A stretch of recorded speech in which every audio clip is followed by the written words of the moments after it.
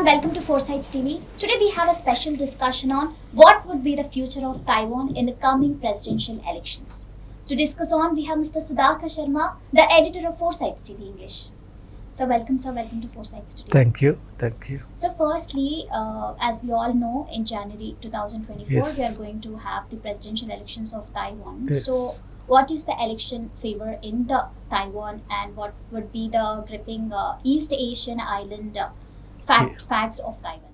Definitely, this is quite interesting because Taiwan happens to be a country in contention. Taiwan has been really a power to reckon with, as it really gives semiconductors like silicon and germanium. Nearly 60% of the world's resources are found in Taiwan, and that makes it really a nation to look for. And in this context, I would also say that the advanced chips, integrated chips, which the industry requires everywhere, they are being manufactured at Taiwan. So this makes Taiwan a country of productivity.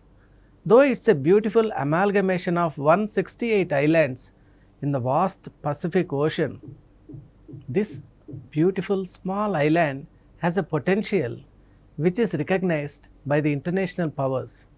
That's why we see that the superpowers like America, Russia, and now China are all focusing on this particular island to garner a kind of advantage for themselves, because the potentiality of this particular place is such that it has just like that originated from the Pacific Ocean.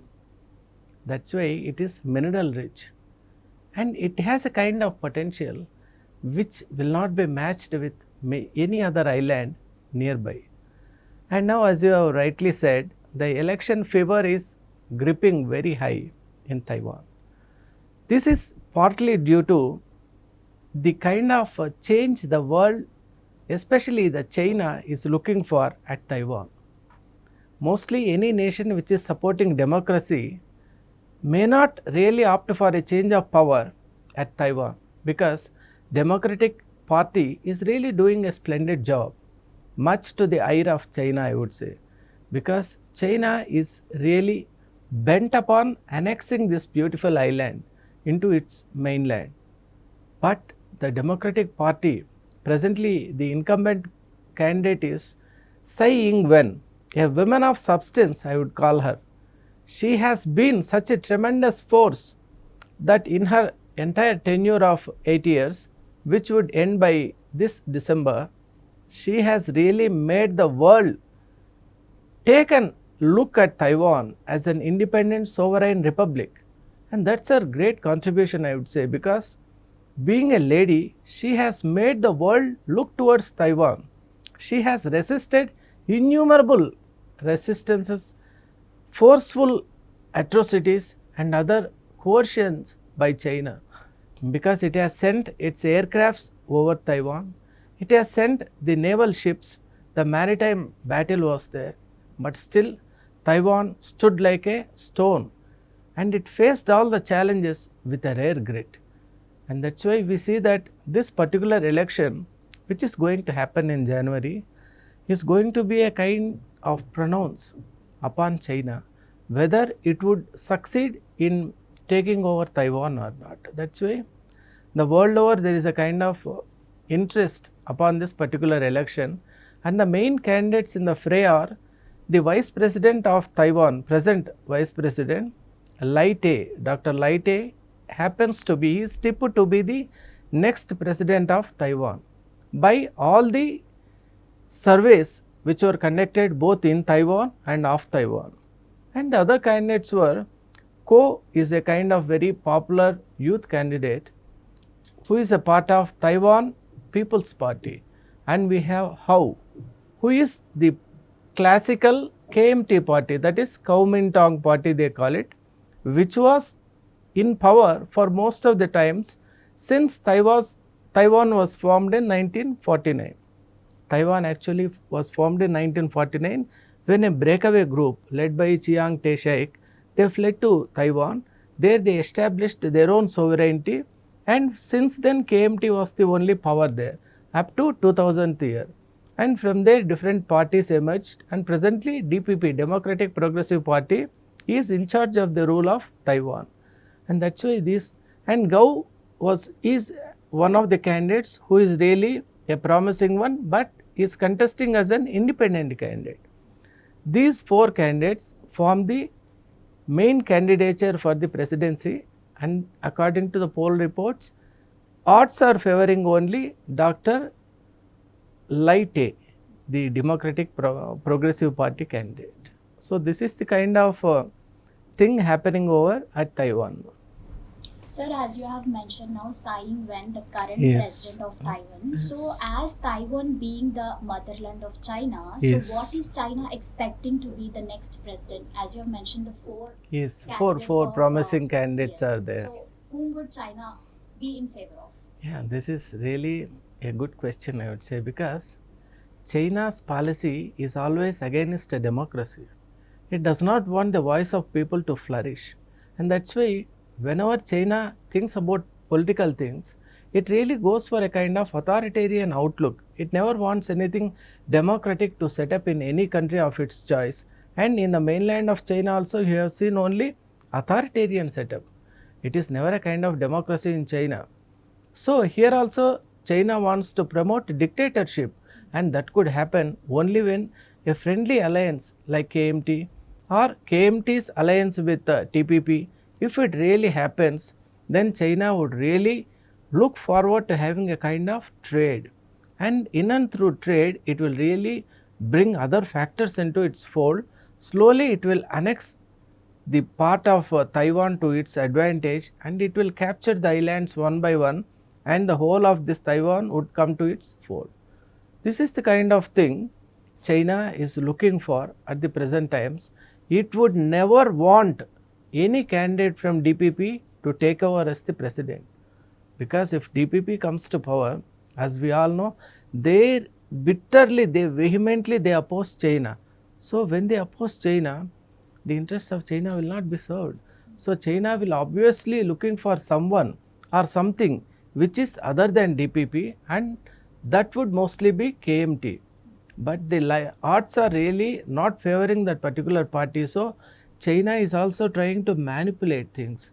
Sitting in the mainland, it is trying to manipulate the candidature of the presidents at Taiwan. It wants to forge a kind of alliance between TPP and KMT so that together they can win over this DPP. And it is also expecting that something like anti-incumbency, as we generally see in India, might take place. But the scenario at Taiwan is quite different. That's why we don't find that such a chance is ever there, and hope that the plans of China would not materialize. So, why is China interested in Taiwan's election, and what is its main focus, and how does it matter to the entire world? Yes, it's a pretty big question, but we will go in a stage-wise thing. Like first we would see what are the interests of China. What happens if China really achieves its objective in promoting KMT party or KMT plus TPP to win the presidential election? In that premise or in that situation or in that scenario, slowly China will have a kind of accession towards Taiwan. The resistance to China will not be that much, as we have seen in the reign of DPP, where the enmity was at its highest. And this will not happen during the terms of the other presidents. So China wants a soft platform to land on to achieve its object. And the other thing is, China is really having a kind of high inflation rates are there in China. It is industrially going step down. Now it is really having a very weak time in industry also. So to counter, to boost up its own trade, it wants to really throw its focus upon the mineral resource of Taiwan. It wants to capture that.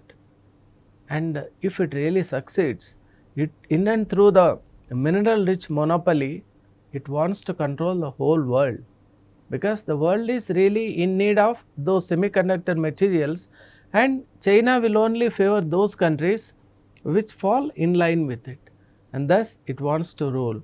And the most important thing is that China wants to control even the military of US. US military has got air bases at Guam and Hawaii in Pacific. So though they are at different directions, though they are scattered in that vast ocean, yet China wants to have a kind of control over these two air bases by strategically building few such air bases at Taiwan once Taiwan becomes a part of mainland. So all these things are weighing heavily in Chinese mind. That's why they are really interested in manipulating this election by hook or crook. They want to really indulge in a kind of cyber crime also to achieve their purpose, because this election stands quite critical to their personal and vested interests.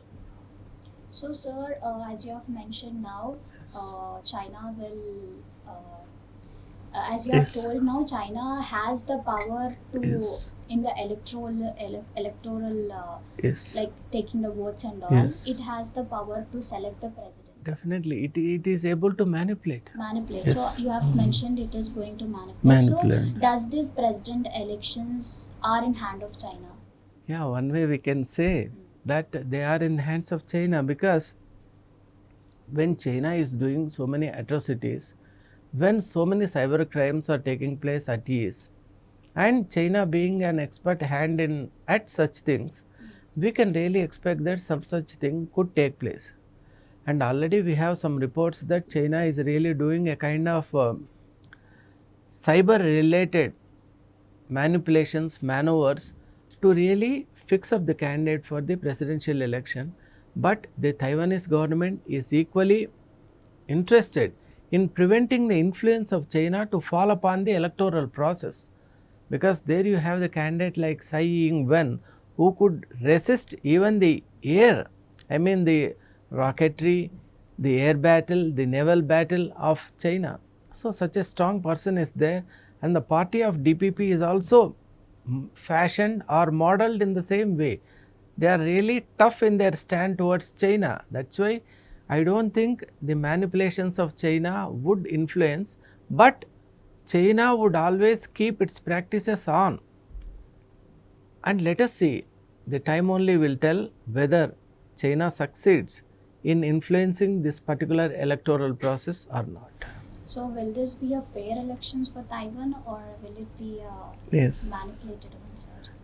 Definitely, I feel that it will be a fair one, because there you have the DPP party holding on to the reins. If it were otherwise, if any other party were there which is really having a kind of soft corner towards China, definitely manipulation would have really taken place. But now, under the hands of DPP, I would say that the election would be fair and the result also would be fair. So, sir, if the next coming president would be in favor of China's, what are the effects of Taiwan? Yes. The coming president decides the Fate. future of Yes. Taiwan Future. and China. Yes. So, will it be a favor for Taiwan and China? How it's going to impact both? Definitely, because as you have rightly said, the coming election will be the future of Taiwan and fate of China. These two factors will really happen only when China succeeds, when China is able to have a candidate who is really favorable to its own interests. But God willing, the present accounts and present revelations regarding the surveys and other things are clearly pointing out that DPP is tipped to be the next president. DPP's candidate is tipped to be the next or future president of Taiwan. So that's a great news for democracy, I would say. Here, when we take the picture of democracy, democracy can really have a great rooting when the neighboring countries are also in a position to nurture that, help it safeguard that institution. And of late we have seen that our own neighbors, Pakistan, Afghanistan, and in other places, Tibet is already in the hands of China. So there is no question of speaking about it. Tibet is really very sorrowful because it wants it to really break the chains of China and come out of its iron rule. And we have seen even in Sri Lanka that democratic institutions are not functioning well. And thankfully, India is such a big country and is also one of the biggest democracies in the world. And we have been really in a position to run our democracy in a fantastic way. And all this adds to the ire of China, because China doesn't want democracy to happen at all. It wants a different political setup. That's why sometimes it is also at loggerheads with Western nations and even European Union. And it wants to really have friendship with those countries which are namesake communistic. They say that they are following communism, but the real humanism is really, humanity is missing, because we have seen the results that in China most of the mosques and most of the churches are being closed down, or they are being reshaped into different institutions altogether. Such a gross blunder upon the humanity.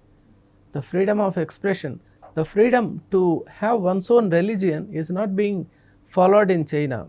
And those reports really make us feel that China deserves the element of humanity more than anything else. They talk big at so many other conventions, but at their own home, they are doing such gross injustice to humanity. The Uyghur Muslims, the Huyans, they are really put to a lot of suffering. And we have heard that even the Bibles were plucked out of the hands of pastors, and they were not even allowed to step into their respective temples. So that's a really sad state of affairs which we are seeing at China presently. And if China annexes Taiwan, Taiwan would automatically turn into small China.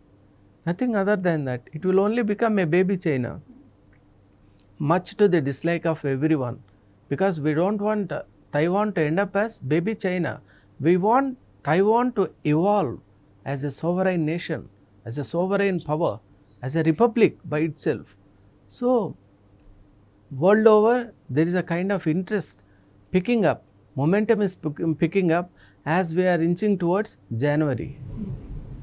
So, sir, as you have mentioned, now China is going through all the struggles. So, Yes. how would the next coming president would help in coming over all these problems?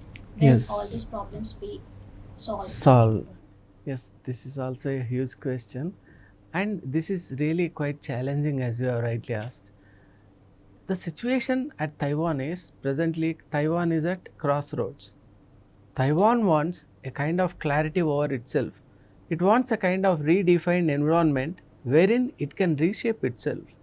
It has got tremendous resources. It has got excellent human resources more than anything else. The nation is quite youthful. So they can really make a remarkable change into their own economies if they are allowed. And the best part is that America is taking care of Taiwan.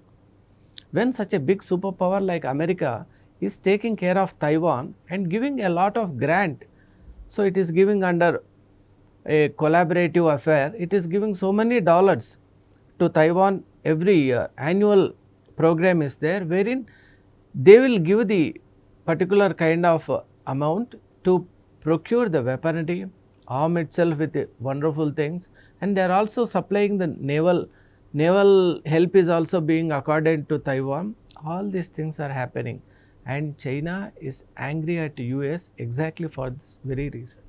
And in 2022, we have seen Nancy Pelosi, the House Speaker, visiting Taiwan, and that made really China go into a kind of brutality by encircling the island through so many other things.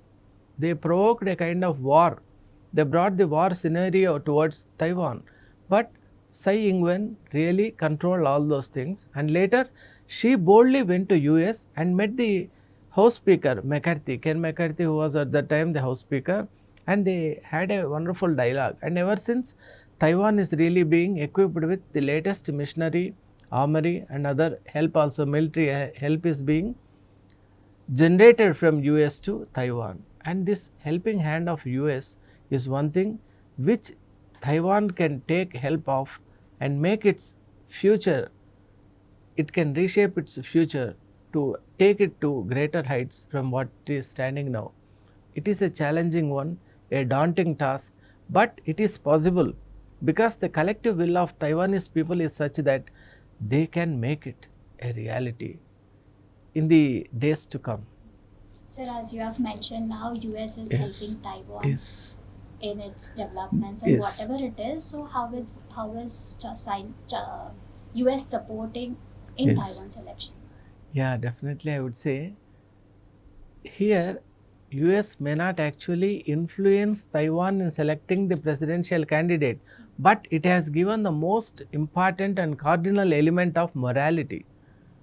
US, being the godfather of Taiwan, has given the moral strength for the people of Taiwan to select their own leader, to choose their own leader without being afraid of the big neighbor China.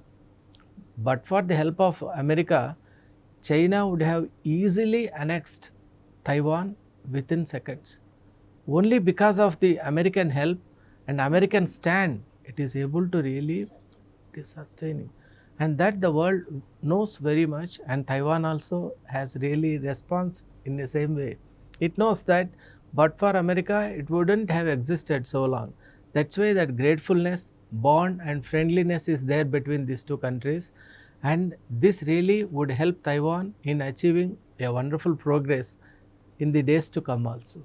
Yeah, sir. So what message does the Dragon's diplomacy send to the countries in the immediate vicinity and the global nations? Yes, the Dragon's policy has sent the message that China is against democracy in any country.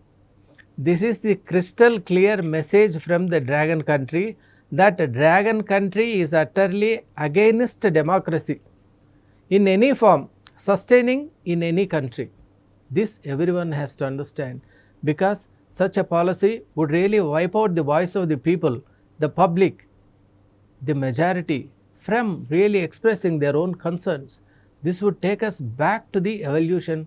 It would not take us to the times where we evolved, but it would really throw us back into the dark old ages where the dictatorship was the only thing present. So we really wish that the manipulations of China does not really happen, but China and Taiwan really goes to elect its own president by itself and make a kind of ruling and bring back democracy in its full force once again. Yes, sir. So on the going Sino in India Yes. relations, Yes. so how should India view this elections as? Yes, definitely, because though we are not directly affected by the result of Taiwan, yet we say that international diplomacy has got a standard of its own. It says that the interests of China, if they are not met with, China would be frustrated. It wouldn't go ahead with the one China policy. Suppose everywhere it is getting succeeded, it would really capture India also. Already it is claiming that a part of India called Arunachal Pradesh really belongs to China. It is showing in its maps that Arunachal is a part of China. How dare it is? We have got historical basis, we have got every kind of documentary proof and geographical and geological and survey reports very clearly stating that Arunachal Pradesh is a part and parcel of India. But China aggressively is claiming that it belongs to its own territories. Such a act of China will not happen if it meets with failure everywhere, and if the world nations unitedly show their finger at China that expanding beyond the limits and expanding unethically is really not allowed in a civilized world. This shouldn't happen in a civilized world. If China is taught this lesson, everyone will have a wonderful time in the times to come, especially India, because of late we have seen the Galwan incident, which is very fresh in our memories. How our soldiers were martyred on that dreadful night. We cannot forget that pain which is in our heart. So if we do not want such incidents to recur, China should be silenced by the world communities, and it happens when incidents like Taiwan really prove otherwise to China, and the world teaches a lesson to China that unethical expansion is not possible in a civilized world. Thank you, sir. Thank you for your valuable time. Thank you, ma'am. And letting us know the strategies and the Yes. facts of Taiwan and China elections. Thank you, sir. thank you, thank you so much. Well, that's all for the day. Keep watching Foresights TV for more interesting topics. Signing off, Anjali.